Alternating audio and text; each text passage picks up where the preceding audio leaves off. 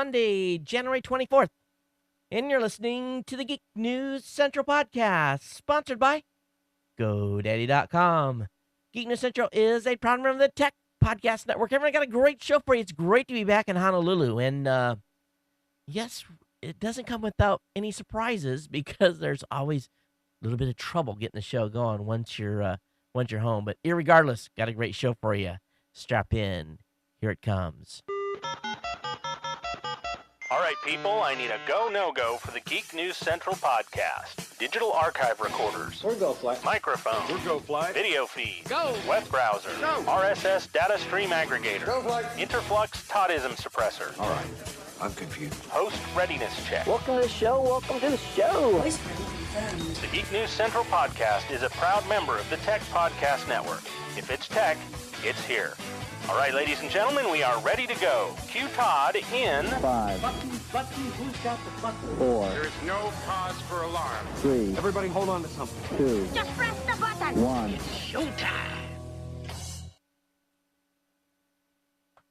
Aloha and welcome to the Geek News Central podcast, coming to you as live as it can be from the beautiful state of Hawaii via the Geek News Central studio here in Greater Oahu. Hey everyone, welcome to the show. My name is Todd Cochran, and I want to welcome all of you to the podcast. It's absolutely wonderful to be back here in Hawaii, and be honest with you, I'm back in a little bit of aloha wear.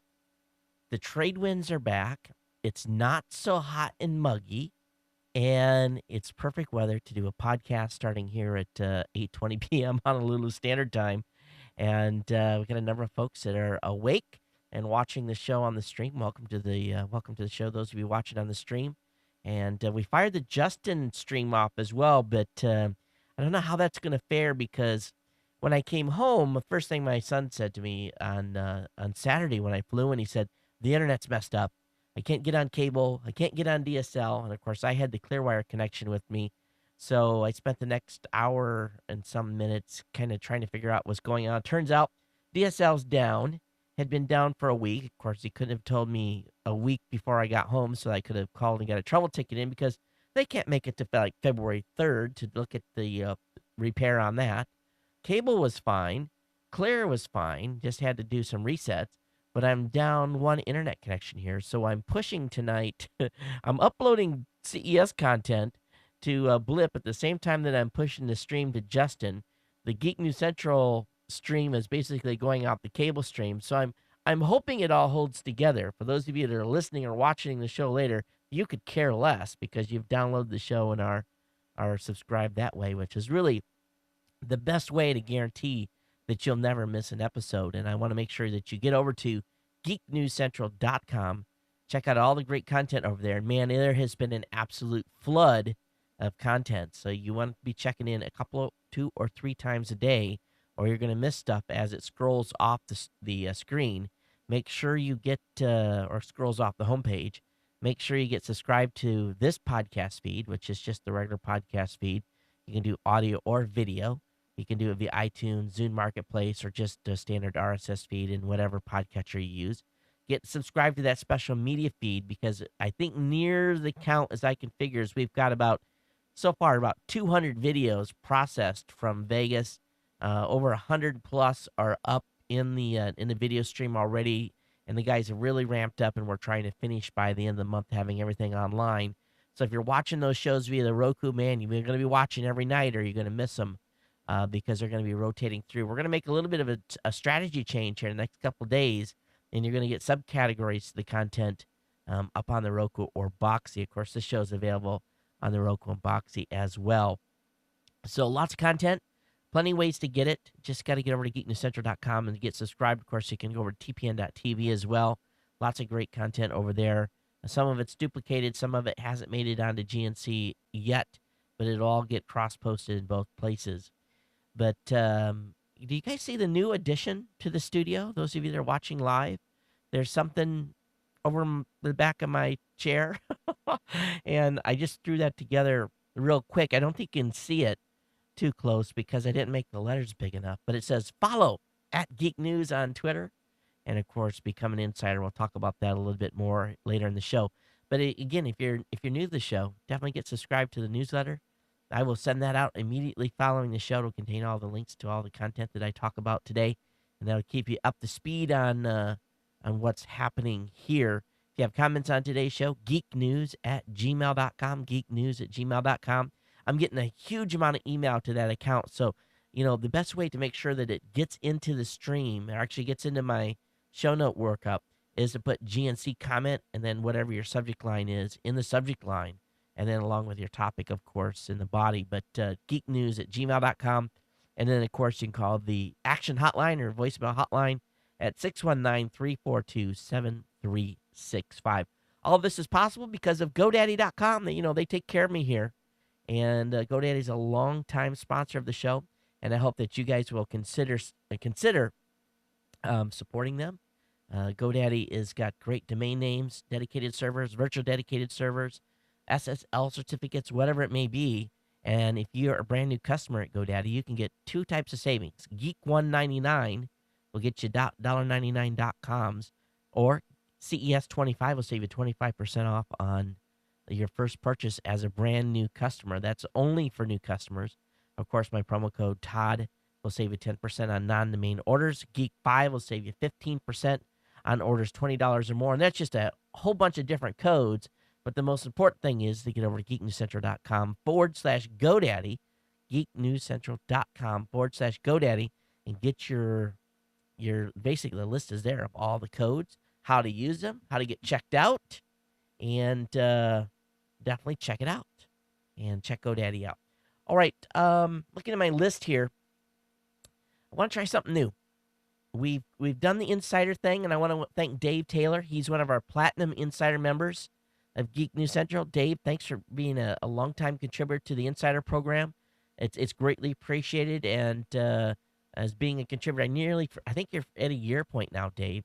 You're owed some swag, so reach out to me, and I'll definitely drop you an email as well. But thanks for being a Platinum Insider here at GNC. What I want to try is something new. I want to try basically do a little bit of underwriting, and we're going to make available one underwriting spot every show.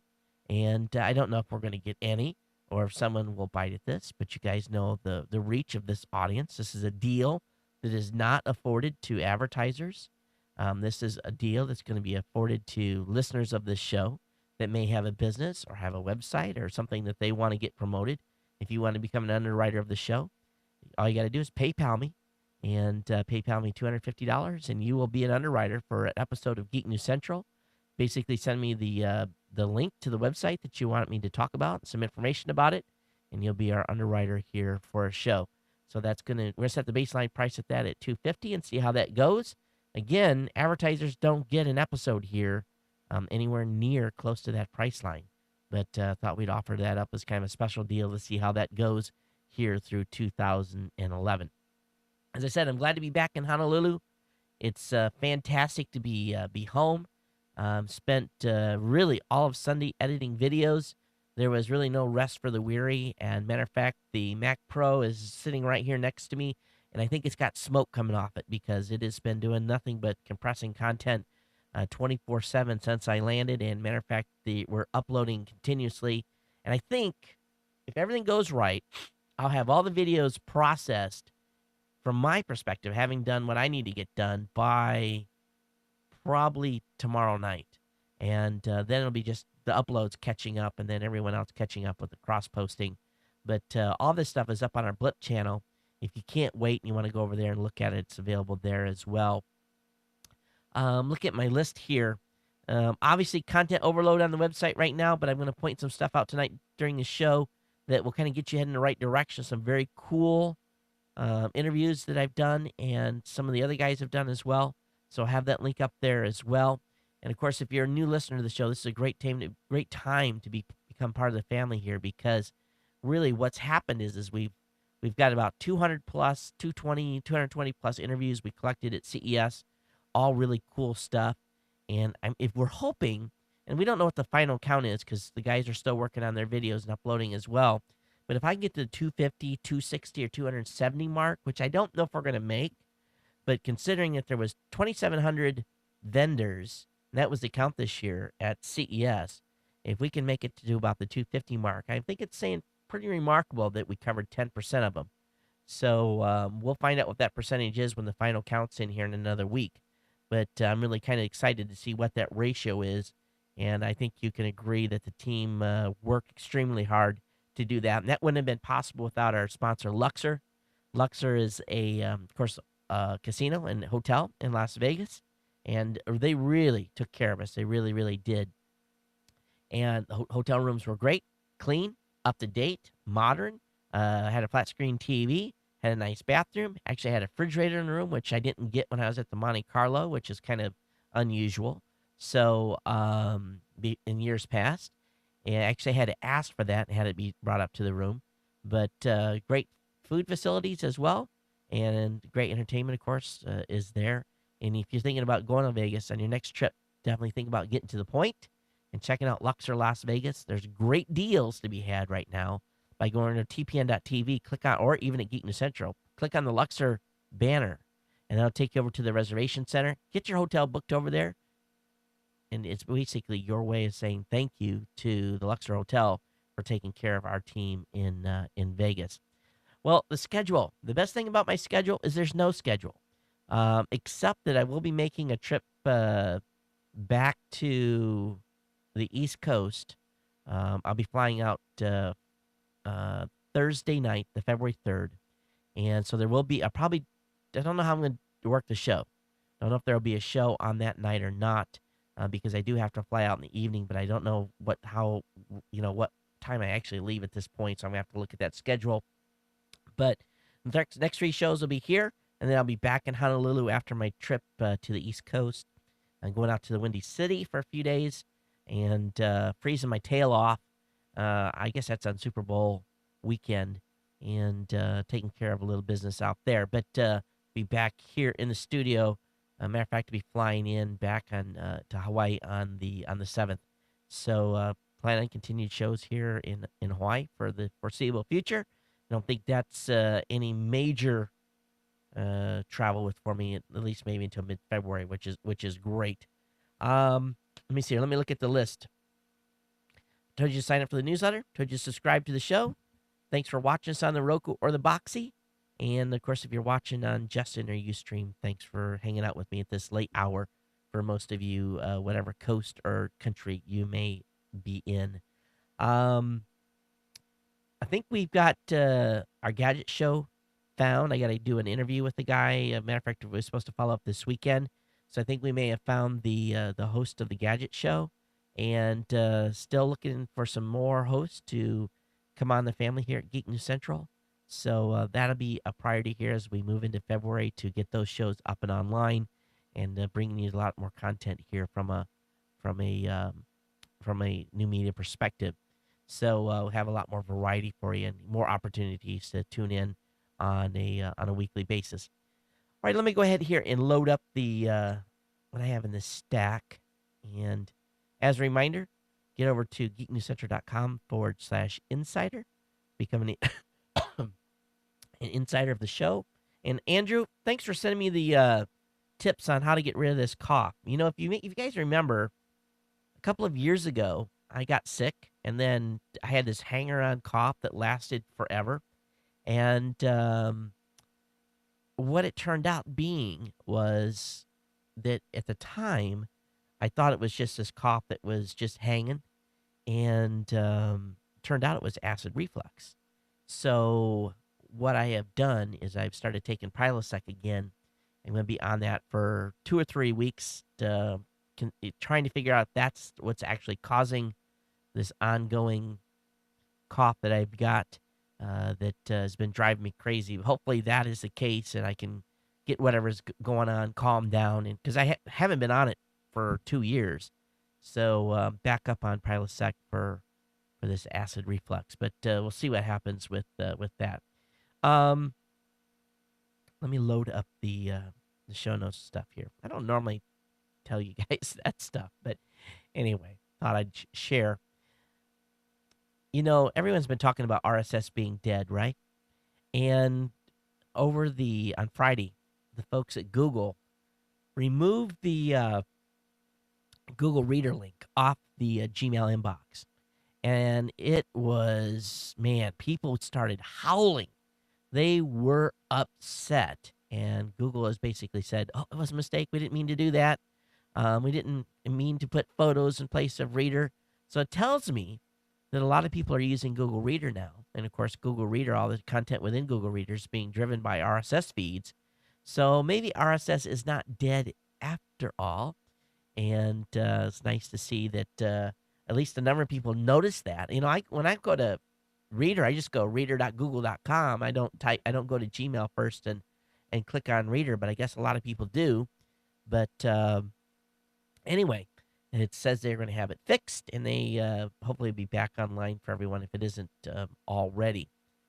I read a great article today in the Register, and it's at theregister.co.uk, and I'll bring this article up on the screen here for all of you. Basically, what it was Tunisia planned countrywide keystroke logger on Facebook. So you guys heard about all this stuff, this revolt going on in Tunisia, people, torching themselves and doing all kinds of, just really extreme stuff to get the government's attention. And of course, there's been some change in hierarchy there.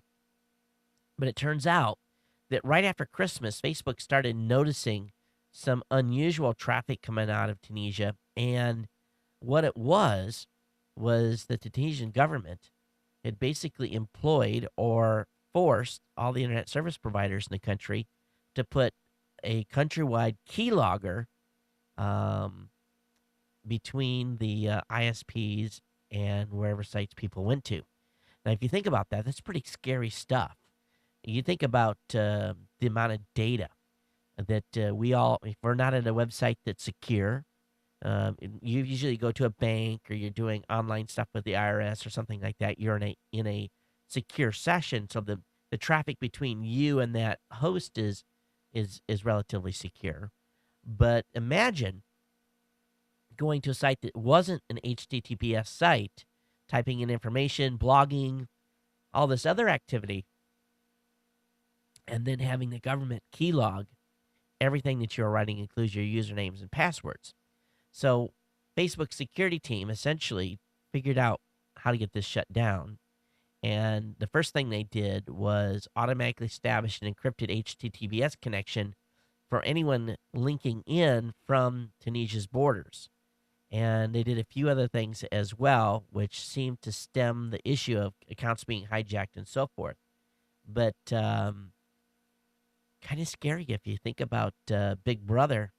In this case, you're dealing with a completely rogue government that has not been real popular with the people, and so what had happened here was the government was in self-protection mode, or the leaders of the government were in self-protection mode, and they were trying to keep the people from organizing and shutting down these online Facebook pages.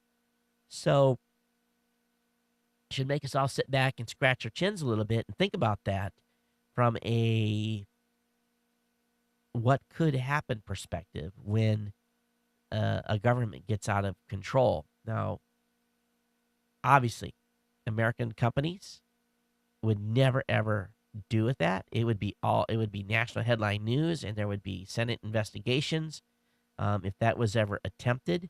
Obviously, it doesn't. The exception to that rule is if the government has a search warrant or so forth, and they can come in and request that a specific account data is captured. But just mass capturing of information against the entire populace would never happen here. At least I would pray that it would never would. And hopefully the companies would be, very outspoken if something like that was requested. But pretty scary stuff when it comes to government-wide keystroke logging of information going back and forth between the country and other websites. But think about the massive amount of content. It would be huge, wouldn't it? All right, so moving on here, let's go into the next story. Hey, I got a bunch of space stuff today. I didn't know this was going down, but Japan launched a International Space Station cargo spacecraft. For those of you listening, I had to take a shot of water here. An H-2 rocket successfully launched on Saturday, the second Japanese spacecraft carrying cargo to ISS. The H-2B launched from the Space Center in Japan, carrying 4,000 kilograms of cargo, and over half of it's for NASA. So, well, who else would it be for? Let's go on the International Space Station, right? So it's due to arrive on Thursday, and astronauts will use the station's robotic arm to grab the spacecraft. I'm still dealing with jet lag. My body's in Vegas, back in Hawaii, in Texas, back in Hawaii. It doesn't know where the heck it's at. It thinks it's on the East Coast or something right now. That's for sure. I was telling my wife at dinner, I was like, "Oh my God, I'm tired. I just want to go to bed." And she says, "Go to bed." And I can't, honey. It's like the mailman. Got to deliver the show. So cosmonauts have completed basically a spacewalk today, and 2 of the Russian cosmonauts were out for 5 hours and 23 minutes, carrying out a variety of tasks, doing some cleanup, installing some antennas, and so forth. Along with that, the upcoming NASA launch of STS-133, NASA has replaced the astronaut that was hurt during a biking injury, so he is going to be off the mission. And also, I think I heard announced the other day, but I don't know if it's official or not, where NASA has announced that they're going to go ahead and put on that a 3rd mission. So we've got a couple more left, 1 more over what was initially expected. So to bring a bunch more cargo up to the ISS. Now, Google and all their grandstanding on HTML5, they submitted the VP8 bitstream to the IETF. And what's so interesting here is they submitted the document describing the bitstream specifications for its VP8 video compression algorithm for publication by the IETF. Now, Google said this is not a step towards standardization, but a step towards creating a definitive reference for the technology. Now, what that means is that with this, basically Google's just laid the law down. They're saying we're not setting a standard, but here's the document describing it, and I'm sure what's going to happen. If you want to play in Google's sandbox, you're going to have to follow their standard, which really is not a standard. Apparently, the draft, they're calling it a draft, was submitted on January 6th, and they says, as it stands, the draft is not an authoritative description of the codec. It acknowledges there may be discrepancies between the draft and reference source code published by Google. If such discrepancy are found, the document states that Google source code is definitive and overrides the specification. Huh? Okay, so it must be there's something a little deeper going on here. So, according to Google, the company has not indicated any intent to go to the standards route with VP8. So what are they going to do? More confusion in the marketplace will ensue. Now, a little bit on the political front. The president today nominated former RIAA lawyer for the Solicitor General spot. The president nominated former Recording Industry Association lawyer Donald Verrilli to serve as the nation's Solicitor General. Now, some of you are going to say, well, what does the Solicitor General do? The Solicitor General is charged with defending the government before the Supreme Court and files friend of a court briefs in cases in which the government believes there is a significant legal issue. The office also determines which cases it would bring to the Supreme Court for review. Now, Verrilli is known for leading the recording industry's legal charge against music and movie sharing site Grokster, and that 2003 case ultimately led to Grokster's demise when the U.S. Supreme Court sided with the RIAA's verdict. So until recently, he's also been involved with Viacom's ongoing failing $1 billion copyright infringement fight against YouTube. So I'm hoping that he will, well, he can recuse himself of any participation, obviously, but his office will be able to continue to participate in RIAA battles and so forth and copyright stuff. So we'll see what happens with this. I don't know what you guys think about this appointment or nomination, but anyway, that made the news today. Let's talk about internet pirates a little bit since we're kind of on the subject of RIAA. So that seems to kind of go hand in hand with anything I usually talk about the RIAA. The question being asked over at Ars Technica is how many pirates are there anyway? In other words, how many people out there are really out there stealing content? And they've got this, this real nice breakdown on their website that breaks people into three categories: traditional listeners, digital collectors, and pirates. And what it really says here is that traditional listeners are made up of infrequent listeners, radio-centric listeners, and CD-centric listeners, which make up about a little over half of the audience share out there. Those are folks that primarily lean back and listen to music and so forth. Then you have your digital collectors. Those are multi-platform casual fans, mobile listeners, multi-platform enthusiasts, young people, on-the-go listeners, casual fans, and that makes up about 30%. Now, pirates are individuals who represent a cross-section of all of those specific behaviors and make up about 13% of the consumers of content. So about 13% of you out there are considered to be the pirates. So now they want to do is they want to break down pirates into a segment of population and time spent listening and recorded music spending. And it goes into all these different details. And I'm not going to go into these in depth, but pretty good write-up here. I don't know where they got all this information, but this is what basically is being put forward by the recording industry as the number of people out there that are supposedly stealing music. So anyway, I'll have this link up in the show notes for you. Pretty good. And this did come from I misquoted. I'm reading right here off the headline. The music industry's latest annual report on digital world has one main ask, but basically this is a report from the music industry and not from a third-party independent source. So take it for what it's worth. Now, of those files being downloaded, 25% of them are fakes. Being basically the companies that are trying to protect the distribution of content out there are basically feeding false files into the system. And while the peer-to-peer folks try to shut those accounts down as fast as they can, once they have a few out there and it's cross-seeding going on, then there's a lot of files get corrupted and so forth. So 25% of the files downloaded from the Pirate Bay are fakes. So 1 out of 4 media files that you may be downloading is not the real deal. So shows are being pretty effective. 25% hit rate for trying to break up people from stealing up content. Hey, let's talk about IPv4. Talked about this with the Aaron rep while we were in Vegas. Matter of fact, that video just popped today.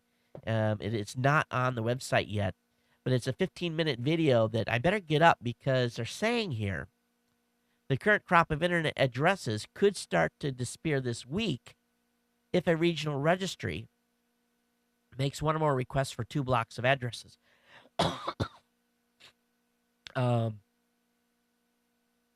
Asia Pacific Network Information Center is eligible to request 2 large blocks of IPv4 addresses because users have been snapping up his existing stock quite quickly. And basically, they're saying here that IPv4 is the allotted number of accounts or addresses, the IP addresses are going to run out. So this is big. This is very, very big. And let me look here. They've got 2 online clocks. They're projecting February 2nd as a date we're going to run out of IPv4 IP addresses. Now, does that mean you can't get an IP address? No, that means that all of the blocks have been distributed, and then the existing supply of remaining IPs, that's it. Once they run out, once those are distributed or assigned, there will be no more IPv4. So there's stuff held in reserve, and there's some older blocks that are going to be reassigned and so forth. Gosh, late at night. I've been good pretty much all day. And then I start talking fast. And then I start gagging on you. 2/3 of U.S. internet users lack fast internet broadband. This is just an ongoing meme We see this again and again and again. It's like every first of the year, we see a ranking. It says 2/3 of the U.S. internet connections are slower than 5 megs, putting the United States well behind speed leaders in South Korea and Japan. We already knew that. The U.S. places ninth in the world according to an access to high-speed connectivity at 30% of users, the U.S. places ninth in the world in access to high broadband connectivity at 30% of users, including 27% of connections reading 5 megabits per second to 10 megs, and 7% reaching above 10 megs per second. Now, this was according to Akamai. But so we've come up a couple of places in the ranking, but we're still 10th overall. I don't think that should come to a surprise to any of us or any of you that listen to this show. I've got an article here on some malware. I'm not going to go into this too deep, but if you are having any problems with your computer and it's specifically acting up when you're going to your online banking service, I want you to pay attention to this one. There's a malware out there called Carberp, Carberp. It's a banking malware application. It's been upgrading itself. Installs on Windows machine. So I have this linked up in the show notes for you to check out. Now, the Pirate Bay, and I don't know why we're all of a sudden on a whole bunch of peer-to-peer stuff tonight, but apparently the Pirate Bay have been working on something. And basically the title that's been all over the net over the last 2 days is that the Pirate Bay wants to strike fear into the recording industry with a new music site. And apparently the Pirate Bay doesn't care about their legal problems, and they are planning on launching a new site on the anniversary of the IFPI. Now, this is a UK organization, and their 25th birthday, I believe, is in April. And but their indications are that this is going to be big. Whatever it is, it's going to be huge. It's going to be targeted completely at music. They've been sitting on a domain name called themusicbay.org, and they've launched something that will appear at the fear.themusicbay.org, and we'll see what happens with this. But looks like they're ready to strike. All right, over at ABC, abcnews.go.com, Steve Jobs Show shares shocking details from factory floor. Now, an independent film creator has created a movie that's going on at Berkeley. I'd love to see this. And talks about Steve Jobs and his journey, but it also goes into the factories that are building Apple products in China. Now, what I read from this article, this gentleman basically posing as a industry person who was looking to hire the factory to build his own product. The experiences and the pictures, the experiences he had while in the factory, made him realize in a deep way where these things come from and what price we're paying for this. He says, we've exported our industrial knowledge, but we have not exported our labor laws to go along with it. And I guess it's a pretty eye-opening documentary. And so if anyone's near Berkeley, you can go see this thing. I'd love to get some, love to see. Maybe it'll make it on the net at some point. But anyway, it's called The Agony and Ecstasy of Steve Jobs.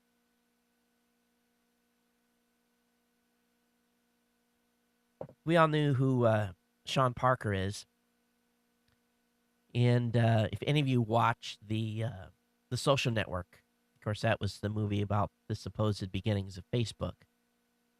Sean Parker was in an interview over the last couple of days, and he basically said that the Social Network, many of the scenes seen within the movie is a complete work of fiction. And I had to laugh here. He says, The part of the movie that frustrated me is actually the scene at the end where the character played by Justin Timberlake, or Happen to Have My Name, basically writes a check to Eduardo, who I consider Eduardo a friend of mine, and I'm one of the few people on Facebook who still interacts with Eduardo, and he throws money in his face and has security escort him out of the building.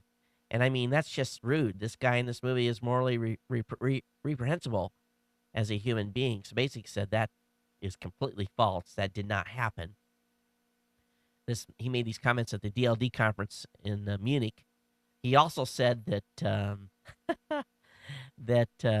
you don't see too many Victoria's Secret models skipping around Silicon Valley, and so he said there wasn't, he wasn't running with this super hot chick crowd when they were building Facebook. But it is kind of funny how the folks that create movies definitely make the plot a little thicker, right? So, but I think what really happened in those early days, the only people that really know are the folks that were there. So I'm sure there's a balance between what Sean Parker says and what the movie creator says, and probably the truth is somewhere in between. So what do you guys think? Have you guys seen The Social Network? It's been playing on United flights. If you fly anywhere in United in January, you're going to see this movie. And I was kind of bored on my flight back, and I watched a portion of it for the second time. I don't know why I did that. I said, well, there's like 40 minutes of my life I'll never get back. But, it's entertaining, but, only worth probably a one watch. And unfortunately, I watched part of it twice. Hey, over in UPI.com, in the science news front, out of Calgary, Alberta, researchers in Canada say they found the so-called smoking gun in the world's greatest prehistoric extinction of life in an ash layer in Canada's high Arctic. Scientists say the discovery supports a theory that massive volcanic eruptions burned significant volumes of coal, producing ash clouds that could have triggered runaway global warming 250 million years ago. Now, remember, the dinosaurs went extinct about 65 million, so this would have been way before the dinosaurs. So the runaway global warming 250 million years ago, wiping out 95% of life in the seas and 70% of the land creatures, a university release said Monday. Their research shows direct evidence that volcanoes, more than likely burning through the Siberian coal fields, was responsible for the massive amount of ash. So that's kind of what you think about that.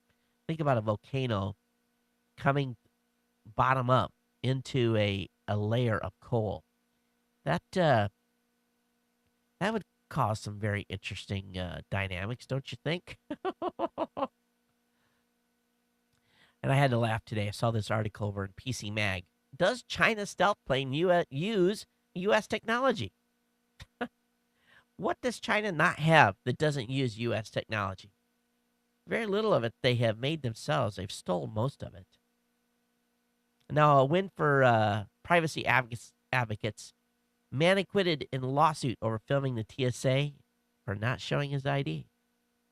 Now, this happened back in 2009.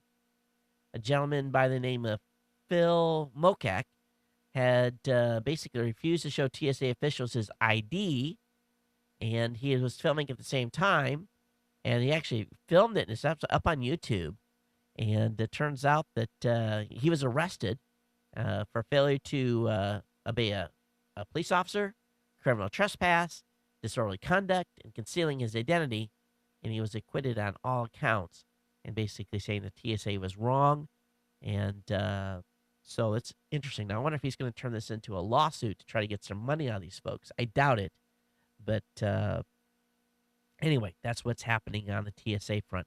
And this is the second case like this that's gotten where the person being prosecuted has been acquitted. Now, Super Bowl Sunday's coming, and of course, all kinds of advertisements are going to be on. But apparently, the NFL is not real happy with Toyota. And apparently, they pressured Toyota to edit a TV ad it was running during football games, not just the Super Bowl, but just regular football games. And apparently, and I saw this ad, it discussed how Toyota is using some of their research and technology in car safety for other fields, such as helping to prevent concussions for football players. The ad's up on YouTube if you want to see it. But here's the thing. Why would the NFL want to, they're all about safety and protecting the players.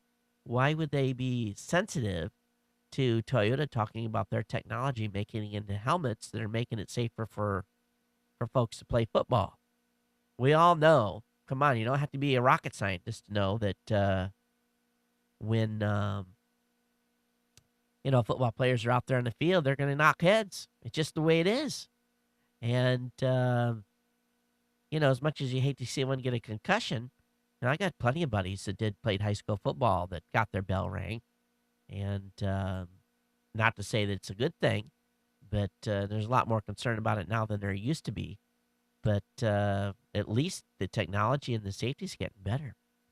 All right, the UFC has sued Justin.tv, claiming it induced infringement.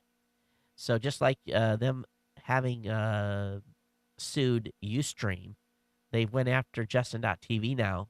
Now, that's one of the reasons why when we're on Ustream now, we get this big black notice whenever we launch the broadcast player that says you have to be careful about infringing. We're going to take this very seriously. You're going to be removed if you're infringing content and so forth.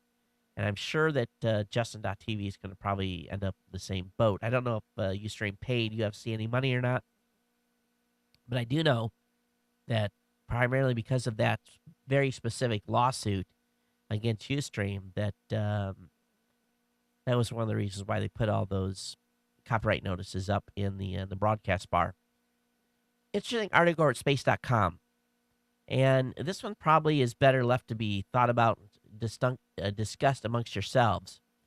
But could extraterrestrial intelligence sway religious beliefs? Now, the potential discovery of extraterrestrial life may not shake people's faith, but it could lead to them wonder about, the whole philosophy, everything that goes along with the Christian faith or any other type of religious faith. So there's a good write-up here that talks about where there could be some clashes and implications, positive and negative, and talks about how space and science may or may not change religious beliefs. So anyway, I have this link up in the show notes where you guys can check it out yourself. And but it does pose an interesting question. If ET shows up and says, "Hey, I'm here and I'm from 25 light years away, and welcome to the universe," that could set a few people back in their seats, especially if they don't look like us. Be interesting. It definitely would. But anyway, interesting art over at space.com. And, this is kind of a topic that you have with, your family members and so forth. But that we're kind of surprised to actually see this as a write-up today on this website. Because those sites tend to stay away from those type of discussions. But they go after this head on.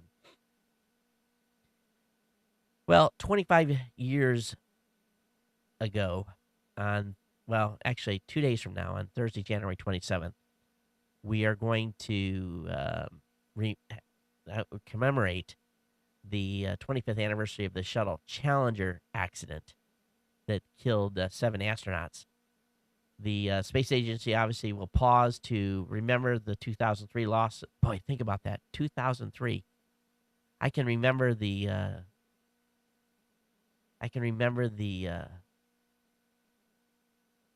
accident, boy, oh boy, just like it was yesterday. And they're also going to do some sort of memorial service also for Shuttle Columbia and its crew, and also the Apollo 1 fire. So it looks like it's going to be a day of remembrance of all astronauts who who have lost their lives in the exploration of space. So, so 25 years.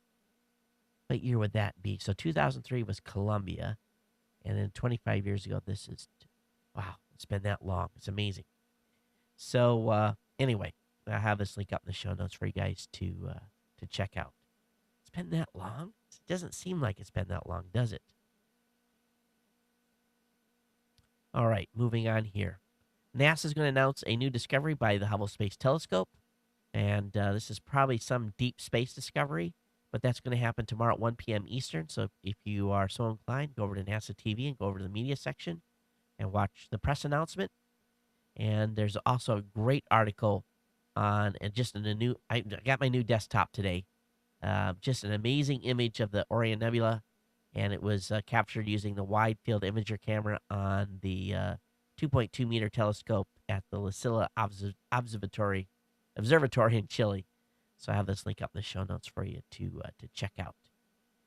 7 years of opportunity on Mars and a science bonanza. Boy, just amazing. 7 years since the safe landing of the Opportunity Mars exploration rover. That happened today, 7 years ago. Wow. Just think about that. It's crazy that the Spirit and Opportunity have been able to go this long. 7 years. We've been talking about the rovers for a long time. So anyway, lots of spectacular images, and they've got a good article up on this on universetoday.com. A lot of space news, I told you. Finally, on the space side, Voyager at Uranus 25 years ago today as well. A lot of 25-year ago today anniversaries. So Voyager 2 is the only spacecraft that has flown close by one of the most the planet we make a lot of jokes about, Uranus. It was 25 years ago today that Voyager made the close pass, and scientists from JPL have been reminiscing about how they poured over data being returned by the Grand Touring Voyagers. Of course, we know that the Voyagers now are about ready to enter interstellar space, and they're out there on the boundary of where the sun interacts with our. It's just pretty cool. So anyway, lots of stuff on the space side. All right, you got a kid going to college? Well, that's a great article for him, and this is one I need to abide by. Fix your sleep cycle for a smoother semester. Fix your sleep cycle to get back on track after travel. That's what kind of drew me into this. I'm like, oh, let me read this on how to fix your sleep cycle. But anyway, this is designed for college students on how to stay on schedule and not going partying and being hardy too much. GigaOM is reporting that, and I don't think we should be surprised about this at all, that online video ads will be a $5 billion business by 2014. And they figure that 2010 there was about 1.4 billion spent, and it's just going to go straight up. So we'll see what happens here. But online video and television ad stuff, there's a big shift going on already. But good article here from the folks at GigaOM. Now, I'm pretty excited. I've been playing around with Encoding.com, and it's okay service. The only thing I don't like is you have to upload to them your video, then they'll transcode it into 3 or 4 different formats, or how many you want, and charge you for that. What I want to be able to do is, I want to drop a video off someplace, and I want them to grab it and take care of it. So what they've done here is they've launched a site called Vidly, VID.ly, and you basically put a link in where your video is. You tell them if it's FTP, HTTP, S3, it's on a cloud, or if you're going to upload it, and it goes and grabs it, and then it encodes it into the format you want, and then you basically have a single link to a file that will work for all different platforms. So pretty cool stuff. I'm going to be investigating this a lot more and see what they've offered up, but I think they've worked some of the bugs out of some of their service, and it could be a great opportunity here to lighten the load on some of the stuff that I do on a day-to-day basis and trying to make the content as accessible as possible for all of you. All right, this next article, it's from OGizmo. I'll put it up on the page here for you. This is a pretty cool wall outlet. While it has your standard plugs, it also has 2 USB ports. So if you are looking to refit your house and you have some USB charging in my kitchen, on our basically where the actually, let me put this up. I didn't put it up for you. Duh. In our kitchen on our island, we have 2 or 3 places where there's plugs, but it seems like all the phones get charged right there on the island in the kitchen. And I'm thinking, I'm going to order some of these, and at $20 a piece, you know, I can get rid of some wires. And I think this is smart. I think this is really a smart idea. So anyway, you'll be able to charge USB stuff right there out of the port, out of the wall. And with all the different devices we're all charging, I think this is a smart idea for our homes. All right, over at CNET, it's being reported that House Republicans' first major technological initiative is about to be unveiled, and it's going to be a piece of legislation introduced by House panel chaired by Representative James Sensenbrenner of Wisconsin. He's going to be holding a hearing starting tomorrow to discuss forcing internet service providers and perhaps web companies as well to store records of their users' activities for as much as 2 years for potential review by police at some point if a search warrant is needed. So this is going to be on data retention. We know that the FTC has called for limited retention of user data. And now we're talking about, the House of Representatives making ISPs or wanting ISPs, instead of holding data for 24 hours, to hold data for 2 years. So we'll see what happens with this. And but that's what's one of the first law initiatives being proposed. And I don't know how I feel about that. It seems like a lot of money being spent by a lot of companies to, on the offhand. I can imagine if someone told us at Raw Voice that we had to retain all logs for 2 years, that costs a lot of money. We got a lot of traffic moving through the site. Matter of fact, we're moving some of our servers onto bigger servers just because of that, that exact issue, the amount of data that for stats and so forth. And gosh, I wouldn't have to, archiving stuff and having it in a data. Boy, I just wouldn't want to have to do that for 2 years. That's a lot of hard drive space. And we're just a small company. Think about the Googles and the Yahoos of the world, what it would be required to keep a couple years' worth of logs. All right, the Wayback Machine. Many of you are probably familiar with the Wayback Machine. There's a new version of the Wayback Machine that's coming online. And the new version is still in beta. Say it's a little quirky, but if you're interested in checking out the Wayback Machine, it is up online, and you can go check it out, what they've updated in their latest beta. Over on Torrent Freak, they're talking about a RSS standard for BitTorrent. For years now, RSS feeds have been published on nearly every formatted site, large and small, but there hasn't really been a BitTorrent interchange or bit format standard to integrate within the RSS, within the actual RSS standard. But now a spec has been published by a company called EZTV, and I'm not familiar with EZTV.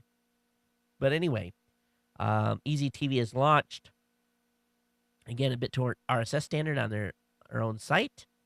And so I'm excited to take a deep look at this, and I'll be turning this over to Angela to see if there's anything that we can use in the podcasting space.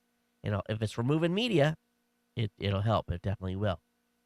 I've been angry at Google for a long time for their really lack of stewardmanship in not indexing sites that are basically, they do nothing but go out and scrape and steal content. So Google has finally said now that they are going to be instructing their search spam team to go after these sites that are doing nothing but scraping, repurposing content. And this could affect a number of companies that really make lots of money scraping content and putting it together in a way that looks like it's on a website original content.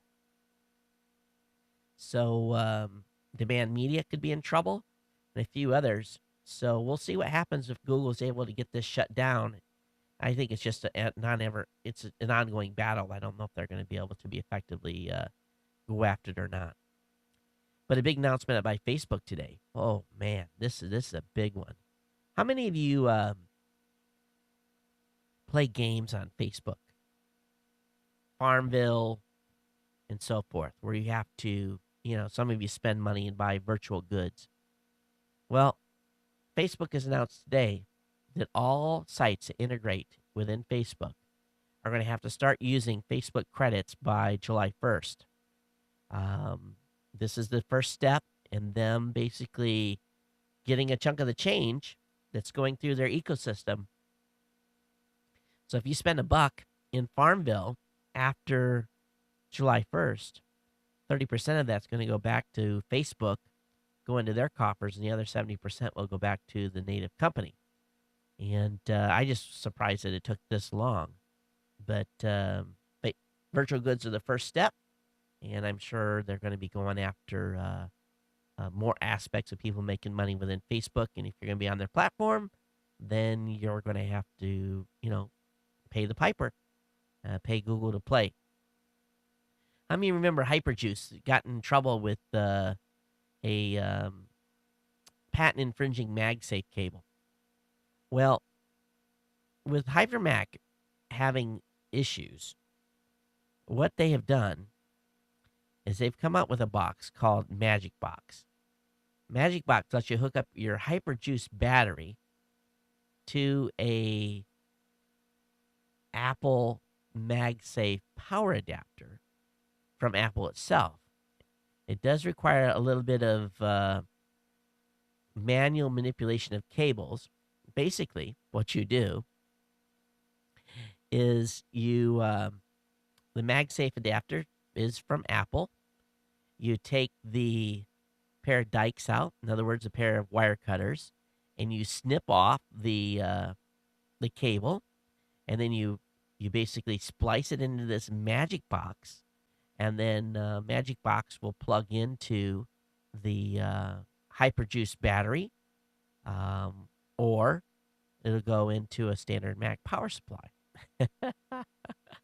So they made this little adapter, and it's $50, but it's a way to get around the patent stuff of Apple. I'm, where there's a will, there's a way, and believe me, I think it's smart what they did, and because I use these external battery chargers for my Macs, I'm on the road, and I've only got one cable that I bought originally before the injunction went down, so I'm pretty excited about what HyperMac has done here, and we'll see how well this HyperJuice sells. I wouldn't be too surprised if they wouldn't come out with a pre-made kit. Someone starts putting them together.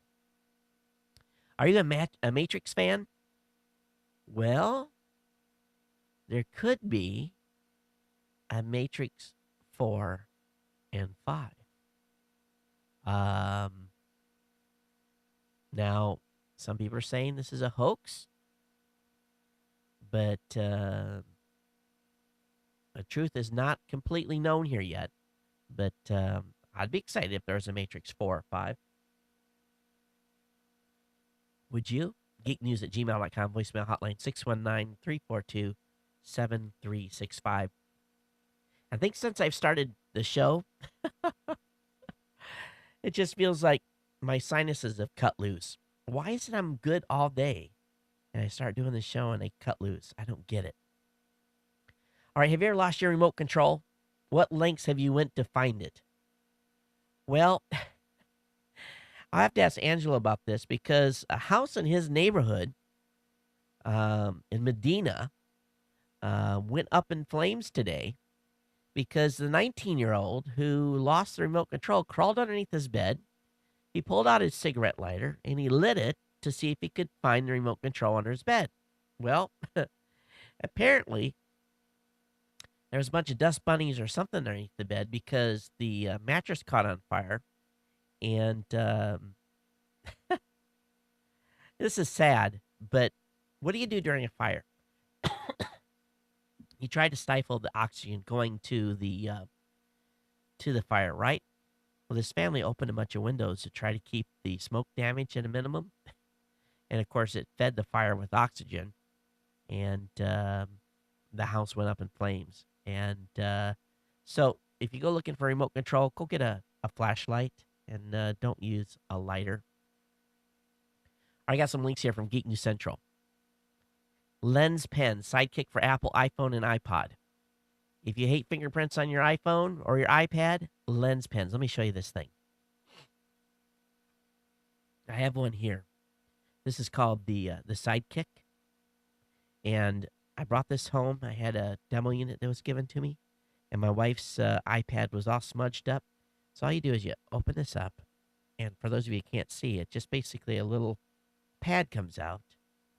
And what that pad has got is it's got carbon infused in it. And when you clean the screen, it takes all the smudges off. I mean, 1, 2, 3, 4, I was done. This thing is worth its weight in gold. And it's going to be available soon for $9.95. Lenspens.com is the website. This is going to be a great product. And buy the refill kit, too. They'll do 200 cleanings like that for $9.95. Link will be up in the show notes. You guys can check it out. Dual-sided magnetic case by ePocket. Now, this isn't available yet either, but holy crap. If you go to the gym or you are running with your iPod or iPod Nano strapped around your neck, this thing is what you got to get. You got to go over to epocketproducts.com. It's going to be available for $29, but it basically has a magnet. It's a real simple solution, but once you see it, you're like, this is genius, and you're going to want one of these. And I have the video's up on the website at Geek News Central as well. iPad cover with a keyboard by Zag. This was a 2011 pick of the day.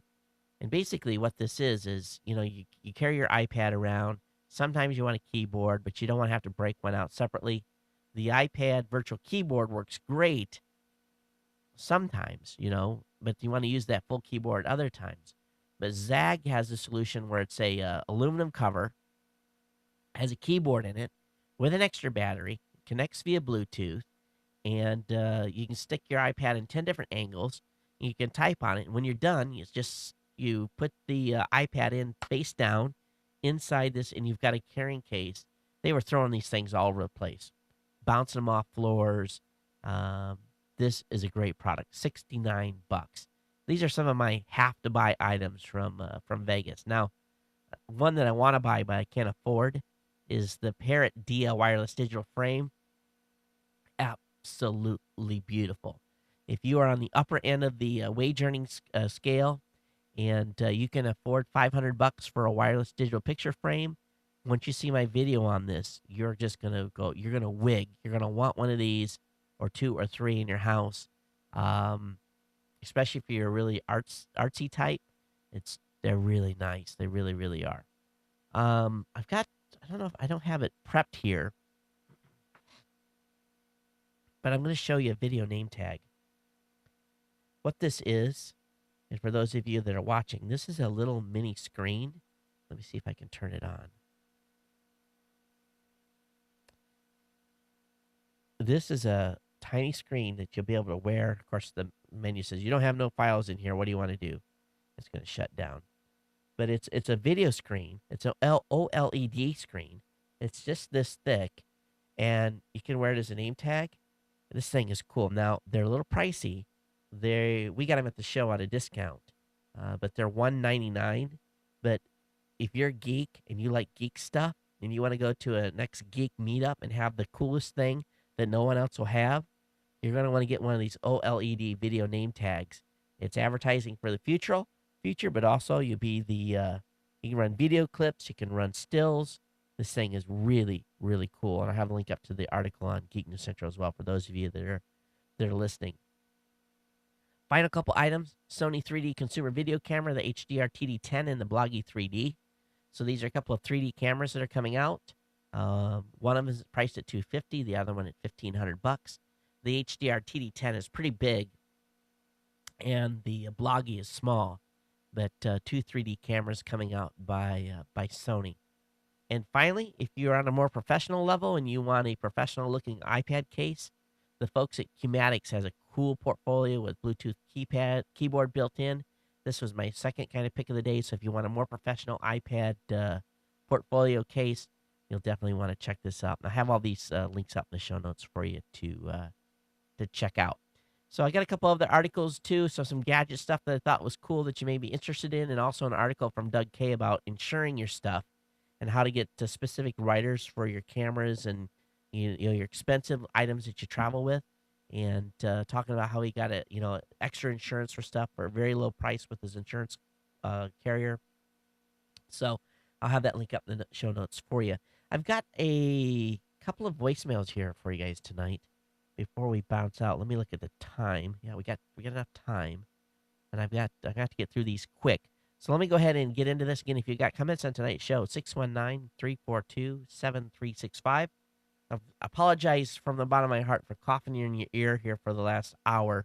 Hopefully we get this under control in the next couple of days and back onto the road of being healthy again and not coughing in your ear. But let me go ahead and play these voicemails. And I've got 3 of them here. Haven't previewed these at all. So anyway, let me go ahead and just play the first one. Here we go. Hey, Todd. It's Seth from Michigan giving you a call. I'm calling out to recommend a alternative to iTunes for podcatching. The reason why I'm calling is because I've tried a few of the others that I've seen on websites recommended, and in my opinion, they are not very good alternatives to iTunes. I've tried both Zypod and Juiced. Zypod works well for audio, but if I remember correctly, it does not support video downloads without a paid version. And Juiced has not been updated for a year, maybe 2, so it doesn't have the updates to be able to support some of the latest GUI enhancements and things like that. So what I've actually just started using, just earlier today I started, is it's called Miro. It's just spelled M-I-R-O. And this application seems to work very well. It supports both video and audio podcasts. Popular podcasts, you can just use the search bar. So video podcasts that are on Revision 3, for example, you can find them very easily. They'll even support the different file format options. Different RSSs will load right up. Very easy. Maybe it's just because it's the first time I was playing around with it and didn't spend a lot of time with it, but I didn't actually have success in finding Geek News Central podcast, your podcast. So what I actually did for that was I just went to geeknewscentral.com, copied the URL to the RSS feed from your website, and added that just for the audio portion of GNC. Then next I was going to add on the audio portion of the Tech Morning Show that you have on Saturdays, also off your website. And the video portion added just fine. I do watch the video portion whenever I have a chance, but being a college student, most of the time I'm out and about, and so I prefer listening to the audio portion.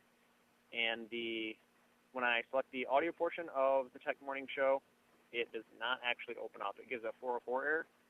I don't know if you have stopped supporting the audio portion or if something just went down. Yeah, might be my if you fault. could just let us know whether you are still supporting audio portion. If you are, if you can just get the RSS link up again so I can start catching that with the program's called, again, Miro is the program for podcasting. It actually seems to work quite well, so I would recommend checking out the website. I believe it's at getmiro.com, but you have to double check on that. All right, thanks. Bye. Hey, thanks for info. And yeah, we've talked about Miro here a few times. And I think you're right. Getmiro.com, or you just Google Miro and you'll find it. So it is a great podcatcher, and I'll get that audio feed fixed on the Saturday Morning Tech Show. We'll have one this Saturday too, if bandwidth supporting. But pretty sure we'll have at least one guest in if I Don't if I don't get my DSL connection completely back up, but we'll have one. Yeah, probably two. I should be able to support it even if I use a wireless for an hour. Okay, thanks for that. And let me go ahead and play the next voicemail. Hey, Todd. It's Oh, Seth from Michigan calling once again. yeah, I was listening to your most recent podcast, and you were talking about the new Linksys router that's coming out. yeah. I haven't seen any reviews or heard anything about that one, so I can't talk about that one at all. But I do know that the Linksys E1000, E2000, and E3000 all get pretty poor reviews, oddly enough.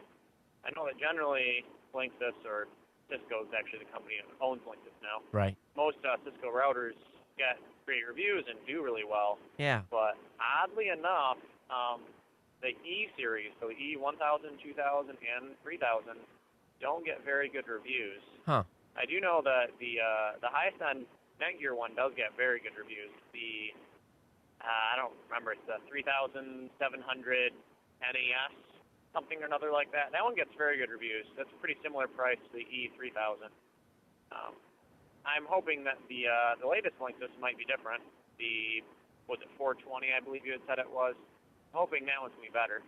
So just figured to let you know, just in case your listeners purchase those and don't like them very much. They probably should just double-check the reviews and just see if they suit their needs or not, or if they should maybe go for Linksys this time around. All right, that's it. All right, keep up the good show. Bye. Hey, thanks for that. That's two for the price of one there. Terrific. Outstanding. And thanks for the heads up on those other models. All right, here we go with the last voicemail, then we'll get into the email comments. Hello, Todd. This is Andrew Hey, Darlow hey, Andrew. from very chilly New Jersey. Guessing you may be in shorts already. Yes, in, I am. Hawaii. But welcome home. Your team's CES coverage that you've released so far is really fantastic. So kudos to your whole team there. Thanks. I especially like the wireless meat thermometer. Oh, that was nice, That's yeah. something that I'll be asking for next holiday, I think. Also, all the set-top boxes that you covered so far with 1080p connectivity and content that competes with cable is really interesting. So I'm interested in seeing how that goes. On one of the last shows, like I think one or two shows you mentioned this, you had talked about why camera manufacturers are not working more towards wireless connectivity, Right. so you can just send your files up into a cloud from your camera. Yep. Kodak had the first Wi-Fi enabled camera about 5 years ago, and other companies are doing really amazing things like Samsung. You should check out the SH100. We did. It has built-in Wi-Fi and the ability to control your camera remotely with an Android phone.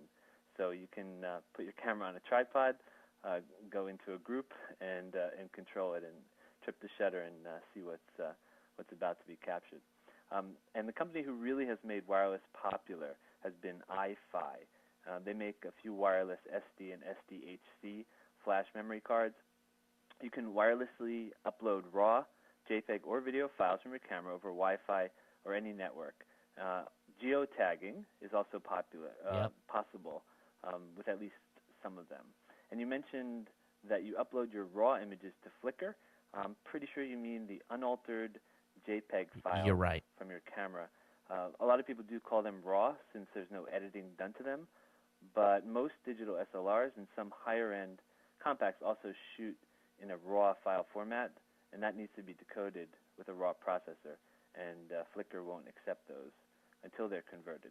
However, those cameras that can shoot in a RAW format can also shoot a JPEG at the same time, and you can choose the size and the quality. So you can choose your RAW, really high quality, plus, let's say, an 800 by 600 pixel medium quality JPEG, which will probably come in under a megabyte, and then you can choose through software to wirelessly just upload your JPEGs to a site like Flickr. And except for camera phones, I don't know of any 3G or CDMA equipped cameras, but a MiFi or other mobile hotspot would do the trick for giving you a Wi-Fi enabled camera and turning it into a camera that can upload images anywhere.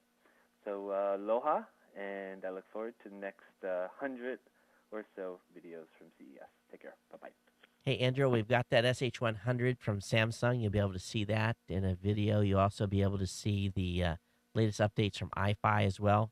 So lots of cool stuff. And thanks for the call. And I got some stuff here in email from you as well. Andrew sent me some links here, and we'll put those up in the show notes tonight for you to check out.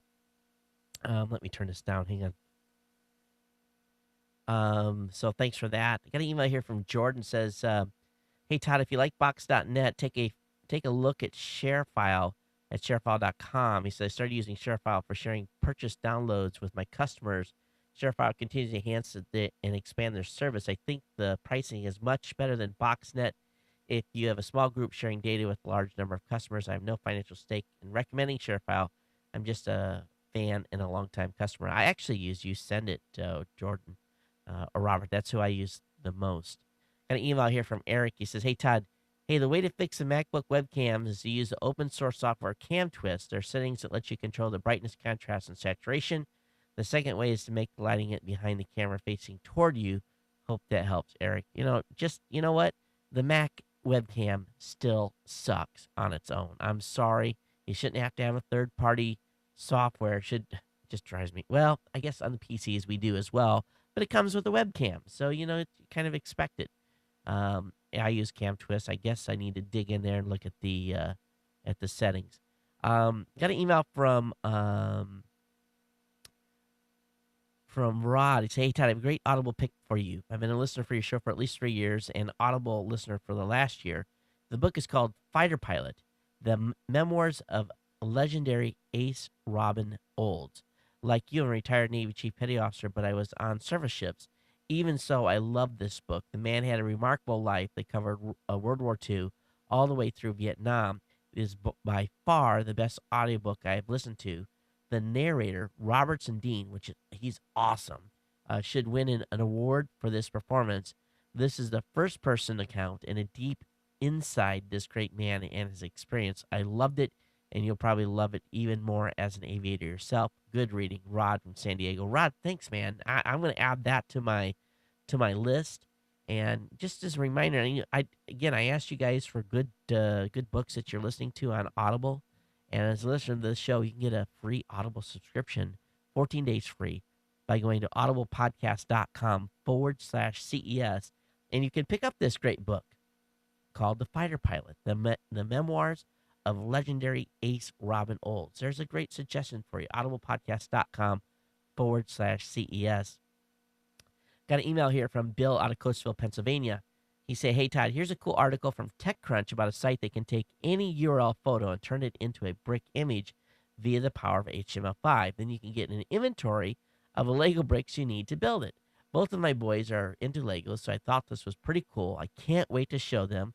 The tweet with the link is below. Keep up the great work. I really enjoy the great content from CES." Oh, this is a good one. I checked it out, Bill, and I turned my kid onto it, or my son, and he's like gone crazy with this. So a Brickify, turn any image into a logo statue. So that was a huge find. It really, really was. Got a another suggestion on an Audible book by Miss Small Biz. So right now I am in American Assassin by Vince Flynn.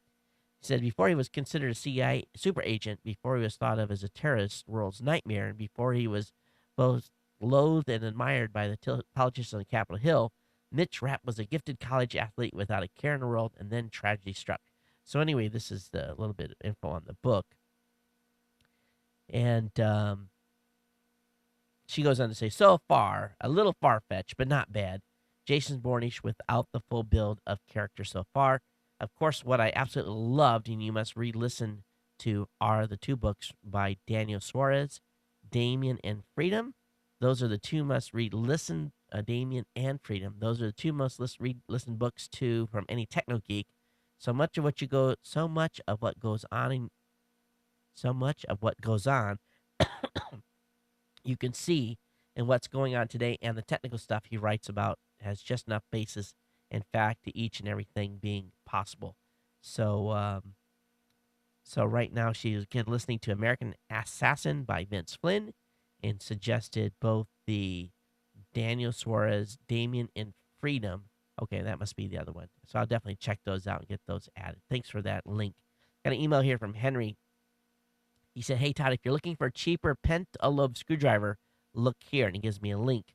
Also, if I may, the Delta IV may be the largest rocket in current production, but the Saturn V is the largest rocket ever launched. So I do know that. The Saturn C8 is the largest rocket ever designed, but never built. Great show as always. Henry out of Livonia, Michigan. Got an private email from Andrew. We're trying your tricks here on getting rid of this cough. Got the link for the Norway's harp, and what else? And also, my mom sent me a link about how she's got a friend who has NASA paying for schooling and has actually hired her at a lower rate at this time, and basically wanted me to let everybody know that there are programs which people get educated through getting government grants and that leads to jobs. So pretty cool stuff. That's it. We're long. My voice is done. We got to go. Thanks for hanging out. We'll see you on Thursday. Everyone take care. Until next time, aloha.